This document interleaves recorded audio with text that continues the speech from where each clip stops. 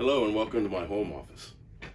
Most of you already know me, but for those who may not, I'm Griffin, and I'm honored to be in my 5th year serving as the Director of Communication and Technology for the Cincinnati AFL-CIO Labor Council, its 100 plus affiliated local unions, and the 30,000 plus hard-working sisters and brothers we represent, including you.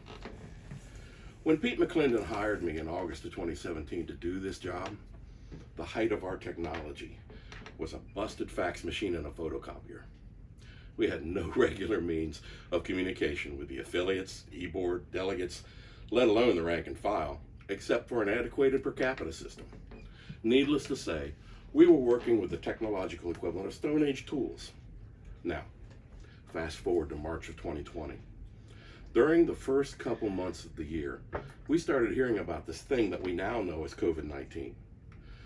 By late in the first quarter, as it began to rampage and ravish the nation, the national AFL-CIO and many unions began recommending that the labor councils cancel their annual events and all their mass gatherings, close offices, and begin working remotely. Fortunately, over the first 2 years of my tenure, we replaced all our PCs and implemented Google Workspace for the whole staff. We were using shared documents, calendars, and most important, camera-ready video conferencing to remain connected. All that was required was the internet and a browser to access everything we needed to do our work from anywhere.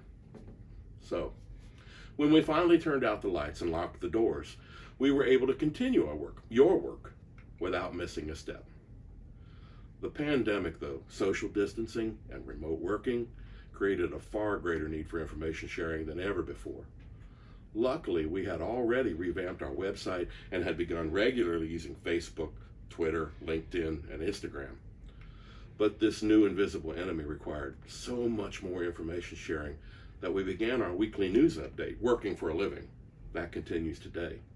And it's acknowledged as a gold standard in labor news.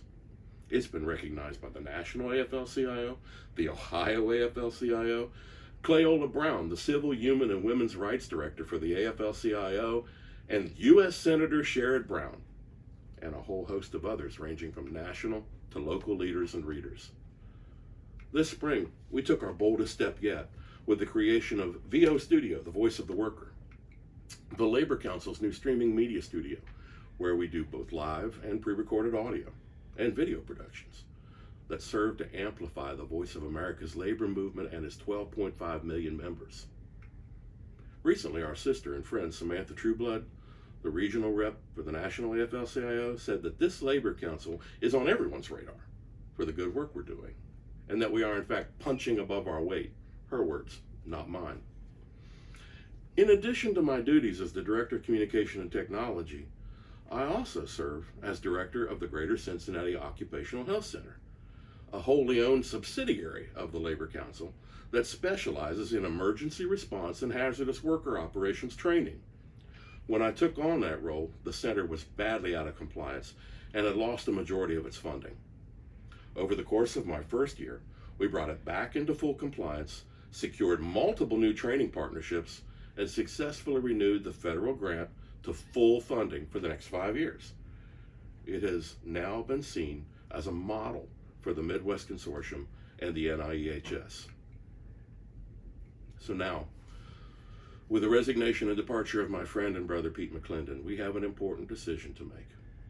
We have to decide who will fulfill the remainder of his term in office. At the August 2021 delegate meeting, several hard-working and dedicated members were nominated to fill the Executive Secretary-Treasurer vacancy, who are more than capable of learning the job over time. But for nearly 5 years, I have been in the room, at the table, working side by side with Pete on nearly every decision, issue, event, election, and meeting that's come before the Labor Council. Every annual report, every quarterly report, every grant, and every progress report. Every golf outing, Coke dinner, Labor Day picnic, meet the candidate night, issue or candidate campaign, e-board meeting, delegate meeting. I know the accounting system. I know the new per capita billing system, and I know every other tool or technology used to do the business of this council. They were all chosen, implemented, and are operated by me. In short, I know the work. I know the workflow. I know the events. I know the deadlines. And I know what it takes to make this council vital and vibrant. So the choice is yours, as it should be. When you decide who you want running this council as the crucial and transitional time that we're in, ask yourself if you want someone that can learn the job or someone that already knows it. Finally, I want to thank all of you for your leadership, activism, and dedication to your union sisters and brothers, and the Cincinnati labor movement. Working with you, President Bill Fraley and Pete over the last few years, I recognize and appreciate the enormous responsibilities and challenges that come with leading one of the most essential and active labor councils in Ohio, the Midwest, and the Central region.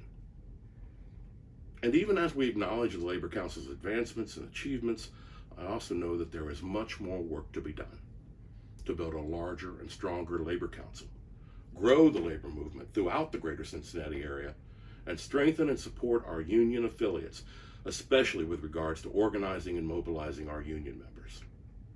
As a proud UFCW Local 75 member, I am humbled and honored to be nominated to fill this vacancy, and I hope you'll support me. Now, vote Mr. B for EST. That's Brian Griffin for Executive Secretary Treasurer. I will not let you down, and I will lift you up. Thank you for spending these few moments with me.